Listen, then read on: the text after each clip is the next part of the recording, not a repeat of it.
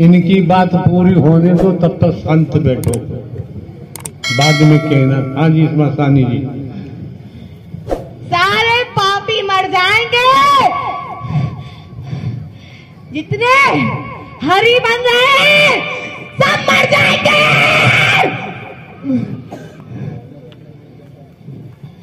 जितने हरि बन के चंदा लूट रहे हैं, भगवान बन रहे हैं, सब मर जाएंगे।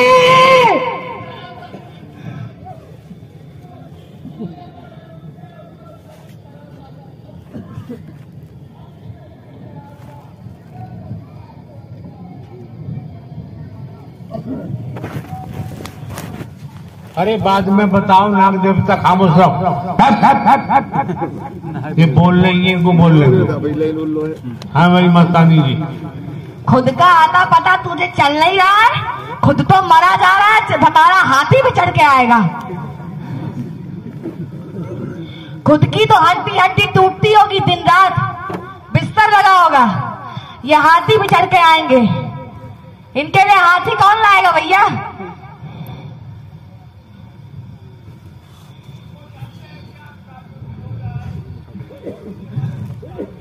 अरे यार खामोश है, थोड़ी देर इनको बोलने दे। प्रभु ये जितने प्रवास बना रहे हैं, चंदा लूट रहे हैं, आज बैठे हैं, आज बहुत बड़े बड़े हरि बनने वाले बैठे हैं, चंदा लूटने वाले बैठे हैं। यहाँ पे आने के बाद भी चंदा लूटते हैं। संसार का विनाश तो होगा ही, वो तो होना ही है, लेकिन यहाँ पे आने के बाद इतना सत्य का ज्ञान पाने के बाद जो चंदा लूटेगा वो जिंदा मौत मरेगा, बहुत बुरा मरेगा, बहुत बुरा मरेगा। वो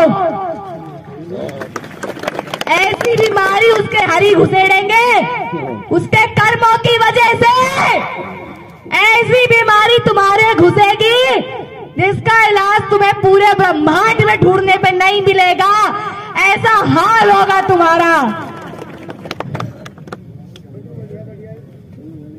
हरि तो आए सत्य की स्थापना करने, सतयुग की स्थापना करने, करके ही जाएंगे। इनके बीच में कोई रोड़ा नहीं बन सकता, इस धरती का कोई मनुष्य रोड़ा नहीं बन सकता। हम अदृश्य में, मैं मसानी हूँ, मैं भी नहीं बन सकती, कोई प्रेत नहीं बन सकता, कोई तांत्रिक नहीं बन सकता, कोई नहीं बन सकता है। अब कलयुग का विनाश निश्चित है, होगा होगा होगा, बहुत बुरी तरीके से मरोगे। आपकी बात झूठी निकली तब क्या होगा? नहीं निकल सकती, नहीं निकल सकती है। इनको दिखेगा, ये अपनी आंखों से देखेंगे, इनको एक एक चीज दिखेगी। जब मेरे बगल में चंदागिरी करता था और मैं उसका साथ देता था, और मैंने तो चंदा देने में सहयोग किया था, मैंने ही तो चंदा दिया था, वो सब पकड़ पकड़ के पहले जाएंगे। करो, जितनी चंदागिरी करनी हो करो, जितना नारायण साकार हरि बनना है बनो। जब मरोगे इतनी बुरी मौत होगी कि किसी एक ऐसा भी कोई घर नहीं होगा जिस घर से मिट्टी नहीं उठेगी, कोई घर नहीं बचेगा। एक एक घर से मिट्टी उठेगी, एक एक घर से। वीरेन गुप्ता की कहानी तो तुम लोगों ने सुनी ली होगी, उसका क्या हाल हो रहा है जानते हो? एक भी दिन ऐसा नहीं होता जिस दिन वो रोता नहीं हो। और बीमारी ऐसी घुसी है, ऐसी बीमारी उसकी गांठ में घुसी है, उसको उसका इलाज कराना ही पड़ेगा, और जितना उसके पास रखा है वो फेंकना ही पड़ेगा। एक दिन कटोरा लेके घूमना ही पड़ेगा, क्योंकि इसका इलाज उसको पूरे ब्रह्मांड में कहीं नहीं मिलेगा। जिंदा मौत तो मर रहा है, कैसे मरोगे साले, सबके सब मरोगे। आप कौन बोल रही हो? मैं मरगट की मसानी बोल रही हूँ। साफ सुनने में नहीं आया। मैं मसानी बोल रही हूँ प्रभु।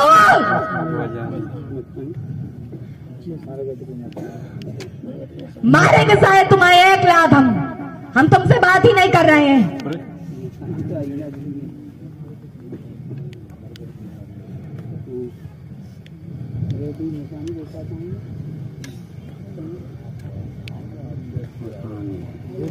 नाग देवता खामोश पड़े रहो थोड़ी देर यार।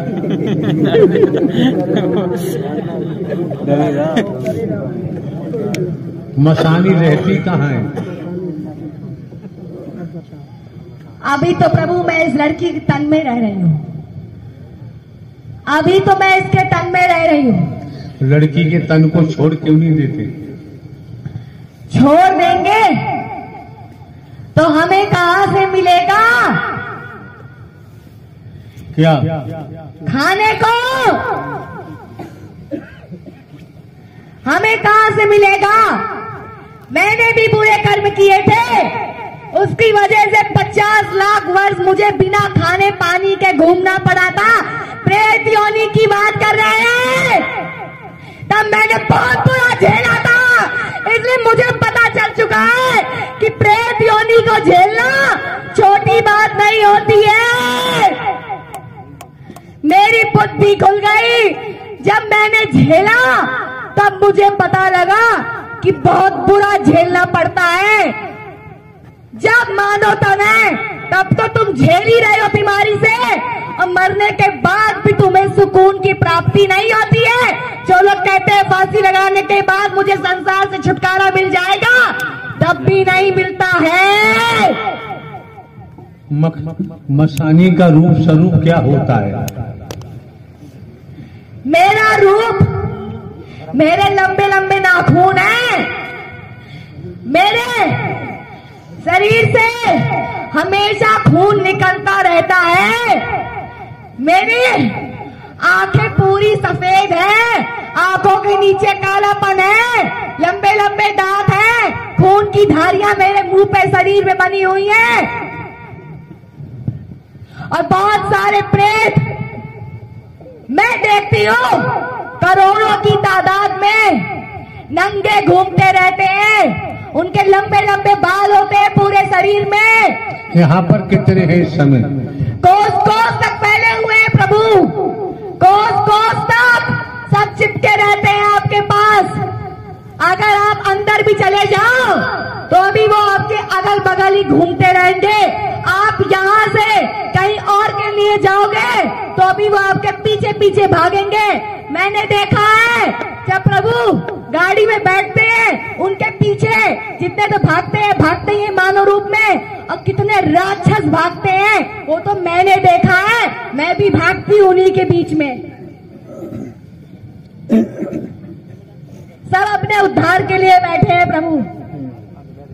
एक बात बताओ मसानी जी, जानती हो तो जी हरि, हमें कितने समय तक इस शरीर से दुनिया में रहना पड़ेगा? हरि, आप सत्य की स्थापना करने आए हो, आप सतयुग की स्थापना करने आए हो। तब तक ये तन मौजूद रहेगा जो सोचता है कि हरि परमात्मा खत्म हो जाएंगे, मर जाएंगे।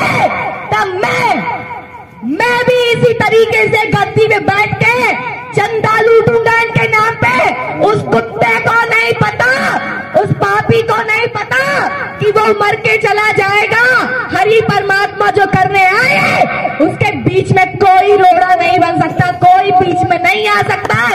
और कितनों ने तो प्रयास भी किया है, कितने तांत्रिकों ने प्रयास किया है यहाँ पे आके। ये एटा जिले के लोगों ने प्रभु को मारने की कोशिश बहुत बार की है। और सबसे गंदा यहाँ के लोग ही हरि के बारे में सोचते हैं। उनका क्या होगा? बहुत बुरा मरेंगे। संसार तो मर ही रहा है, संसार तो मर ही रहा है, लेकिन तुम्हें ये जो दूसरा संसार मिला है, सत्य का साथ मिला है, इसमें आने के बाद, सबको जानने के बाद जो बदतमीजी कर रहा है वो उनसे भी बुरा झेलेगा, क्योंकि उन्हें तो कुछ नहीं मिल रहा, उन्हें तो अपनी कर्मों की वजह से कोई ज्ञान नहीं मिल रहा। और तुमने प्राप्त करने के बाद अगर तुम पाप वाले काम करते हो तो तुमसे बुरा कोई नहीं झेलेगा। एटा जिले के एक एक घर जानता है हरि को। हरि कौन है? सब कोई जानने के बाद, पहचानने के बाद कोई झुकना नहीं चाहता है। मस्तानी जी हरि, संसार में हमारी दुश्मनी किसी से नहीं है और दोस्ती भी नहीं है। हरि, आपकी किसी से दुश्मनी नहीं है, लेकिन आपके पीछे बहुत सारे दुश्मन खड़े हैं, लेकिन उन्हें नहीं पता कि जिस दिन समय आएगा उस दिन उनका बचाव संभव नहीं है। बचेंगे नहीं, कट जाएंगे, मर जाएंगे, खत्म हो जाएंगे। एक समय ऐसा आएगा कि पंडित पकड़ पकड़ के तुम लोगों के शरीर को एक के ऊपर लाद लाद के फूंक देंगे, और जितनी सनातन धर्म की बात करते हो सब कुछ खत्म हो जाएगा। और नहीं भरोसा तो जाओ कोरोना काल देख के आओ, यही हुआ है, और इससे भी बम्पर दुर्गति होगी।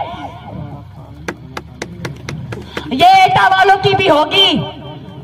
इन लोगों ने तो प्रभु बहुत प्रयास किया आपको मारने का, अंदाज चुके हैं, पहचान चुके हैं, प्रयास कर चुके हैं, हार चुके हैं, थक चुके हैं, लेकिन नीगास है, नीच है, क्योंकि मुझे पता है कि सब बड़े बड़े राक्षस हैं, इसी युग के बड़े बड़े राक्षस हैं, जिनको मानव तन मिल गया किसी संस्कार की वजह से, और वो मानव तन में घूम रहे हैं, इसीलिए वो आज भी राक्षस वाले कर्म कर रहे हैं। क्योंकि जैसा तुम्हारा पिछला कर्म होगा वही हरकत तुम्हारी उस जन्म में भी होगी, उससे अलग नहीं होगी।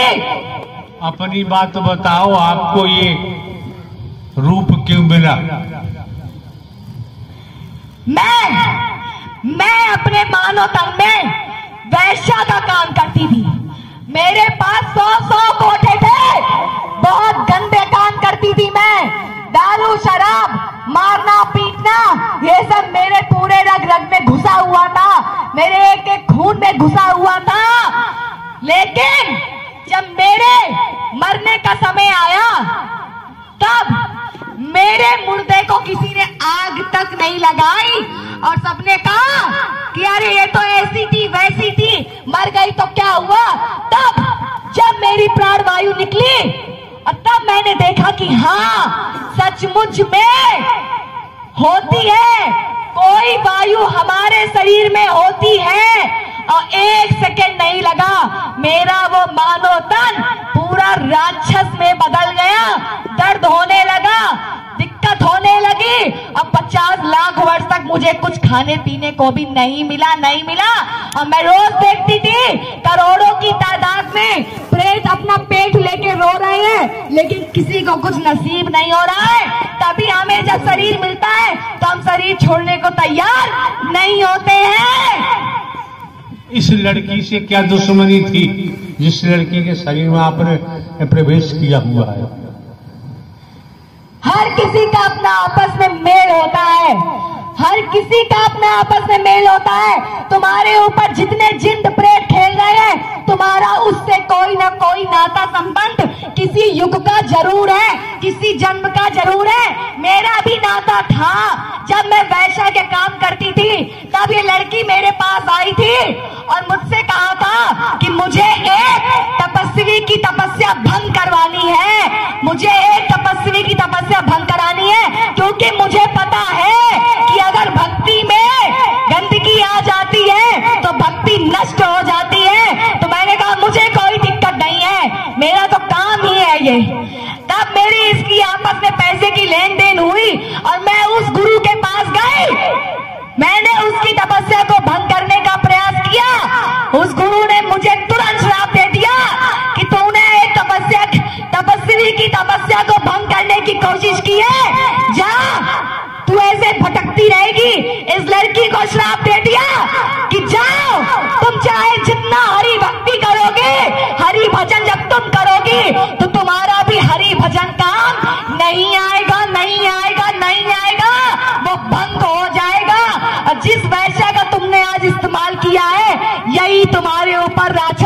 चलेगी, और जब तुम हरि का नाम लोगी तो यही तुम्हारी भक्ति को भंग करेगी। और मैं ऐसा ही करती थी, मैं ऐसा ही करती थी। हम दोनों को श्राप मिल गया उसी वक्त। तब मैंने पूछा, और इस लड़की ने पूछा कि ये बताओ मुझे इस श्राप से मुक्ति कैसे मिलेगी। मैंने भी भक्त होके एक गंदा काम कर दिया जलन के कारण, मुझे इससे मुक्ति कैसे मिलेगी। तब उसने कहा तुम्हें इस श्राप से मुक्ति स्वयं नारायण दिला सकते हैं और कोई दिला नहीं सकता है, और यही तुम्हारे ऊपर राक्षस बन के चलेगी। जब तुम्हारा श्राप कट जाएगा तुम दोनों आपस में मुक्त हो जाओगी। ये हुआ था, ये नाता था प्रभु मेरा इससे। एक बात बताओ जी हरि, नारायण हरि की हमें भी जरूरत है, कहाँ मिलेंगे, हम भी जाएंगे।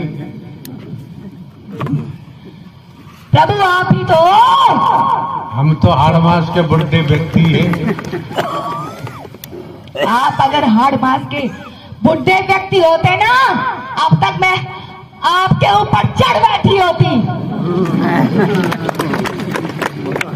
अगर आप बूढ़े व्यक्ति होते तो मैं आपके ऊपर चढ़ बैठी होती, क्योंकि जितने भी गुरु उस लड़की को ठीक करने आए थे मैं उनके ऊपर ही चढ़ जाती थी। जो जिंद प्रेत लेके चलते थे छीन लेती थी, उनको अपने कदमों में गिरा देती थी, वो रोने लगता था। और क्या मैं यहाँ आने के बाद न अंदाज थी, मैंने हर जगह अंदाजा, मैं यहाँ पे भी अंदाज थी। और मैंने अंदाजा, मैंने देखा, मैं तो यार हर तांत्रिक के पास जाती थी, तोड़ फोड़ कर देती थी, उसकी जो कुटिया होती थी सब तोड़ चकनाचूर कर देती थी, देवी देवताओं की फोटो भी उठा के पटक देती थी, उसको भी सोचती थी लाठी उठा के इसके मारूं मैं, लेकिन मार नहीं पाती थी, घर वाले रोक देते थे प्रभु। लेकिन यहाँ करोड़ों की तादाद में जिंद प्रेत है, लेकिन किसी की औकात नहीं है, एक पांडाल भी हिला के दिखा दे, किसी की औकात नहीं है। अगर आप प्रभु ना होते तो हम खुद ही पांडाल हिलाते रहते, हिला डालते, पूरा पांडाल हिला डालते, क्योंकि हम प्रेतों को केवल आप संभाल सकते हो प्रभु, ये सेवादार नहीं संभाल सकते हैं, इनकी औकात नहीं है। हाथ आदमी कंगन क्या, पढ़े लिखे तो फांसी क्या, प्रत्यक्ष को प्रमाण की कोई जरूरत नहीं है। ये सत्य का साथ है, यहाँ सत्संग नहीं होता है। अब ये नाग देवता क्या बोल रहा है?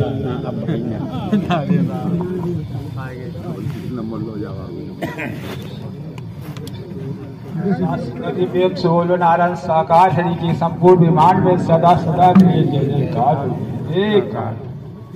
प्रभु जी मैंने जब कानपुर से चला तो मेरी तन की पत्नी ने रोका कि प्रभु जी आज तो प्रभु जी के दिन मत जाओ, मुझे बीमारी है, मुझे बुखार आ गया, मुझे दवाई दो।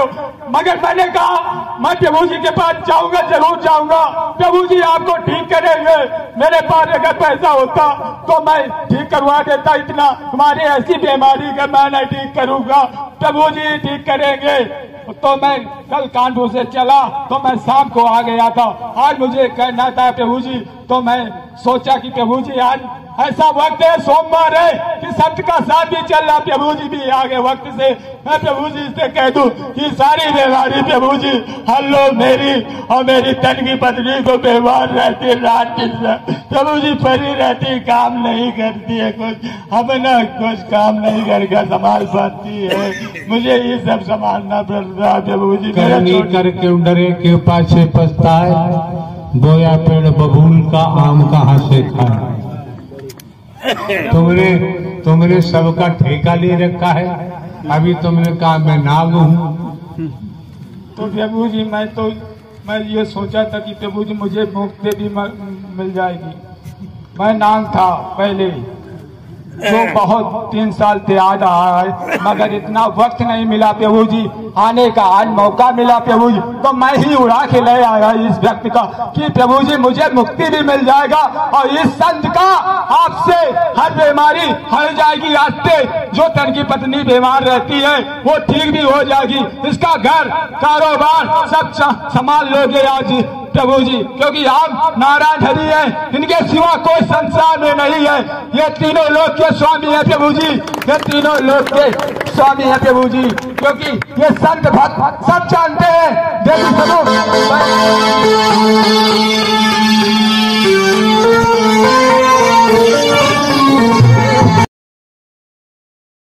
भक्त समझता है, वेद वेदता समझता है, लेकिन व्यक्तिगत स्वार्थ के कारण झूठ बोलता है, झूठ ही बोलता जाता है। ईमानदारी वाली बात तो है ही नहीं। ईमानदारी निष्ठा तो है ही नहीं। झूठ ही बिछौना है, झूठ ही खाना है, झूठ ही बोलना है, झूठ ही चारपाई है। जिधर देखो झूठ ही झूठ है।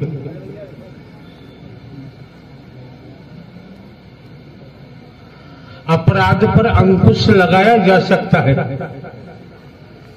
उसके लिए सरकार ने पुलिस विभाग बनाया है, इंटेलिजेंस बनाया है, सीबीआई है, सीबीसीआईडी है, सीआईडी है, तमाम विभाग है। अपराधों को रोका जा सकता है, पकड़ा जा सकता है, लेकिन ये झूठ का जो मामला है, विज्ञान के तौर पर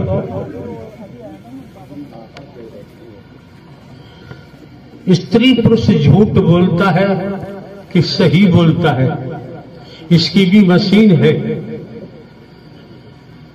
जब मशीन के सामने ले जाया जाता है तो मशीन झूठ और सच के बारे में बताती है। विज्ञान ने कितनी तरक्की की है,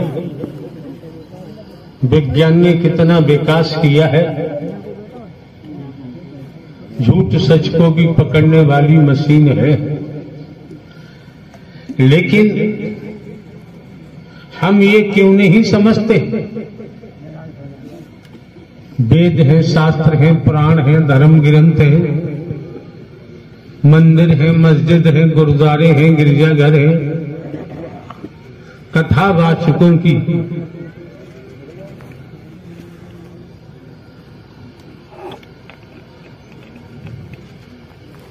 संख्या भी नहीं कह सकते। हम तो यही कहेंगे कि कथावाचकों की गिनती गिनना भी संभव नहीं। लड़कियां भी हैं, स्त्रियां भी हैं जो कथा वाचक हैं, पुरुषों में भी कोई कमी नहीं। लेकिन देखने की बात यह है,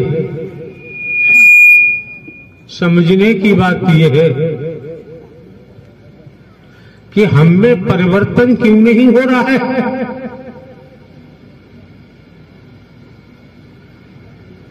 हमें बदलाव क्यों नहीं हो रहा?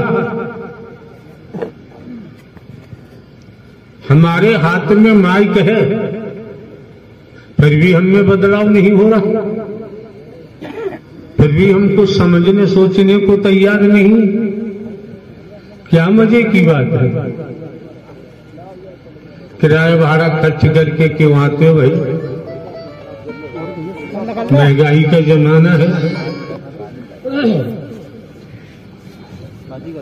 जिससे बात करो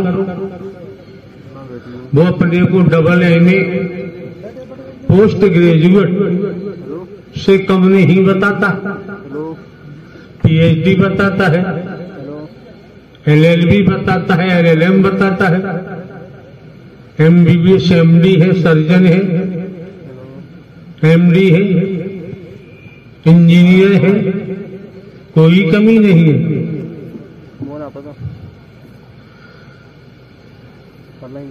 अगर उनके हृदय को खोजा जाए, मन मस्तिष्क को देखा जाए, तब स्थिति साफ हो जाती है। जैसे आपके सामने बाबा जी खड़े हैं, ये वास्तव में बधाई के पात्र हैं। उम्र दराज है दुनियावी तौर पर। अभी इन्होंने सत्य ही बोला कि मैं अपराध करता था, चोरी डकैती बदमाशी करता था, व्यभिचार करता था, बलात्कार करता था, रेप करता था। इनका जो वजन है अपराध और पापों का खोलने से ही ये हल्के हो रहे होंगे। क्या महात्मा जी? तो प्रभु जी हल्के हो रहे हो। सत्य बात है ये प्रभु जी। और इस पाप को अपराधों को दबाए बैठे रहे तो भारी होते जाएंगे। कैसे भारी? एक लिहाफ है, 20 लिहाफ बांध दो और व्यक्ति उठा करके 20 लिहाफ को लेकर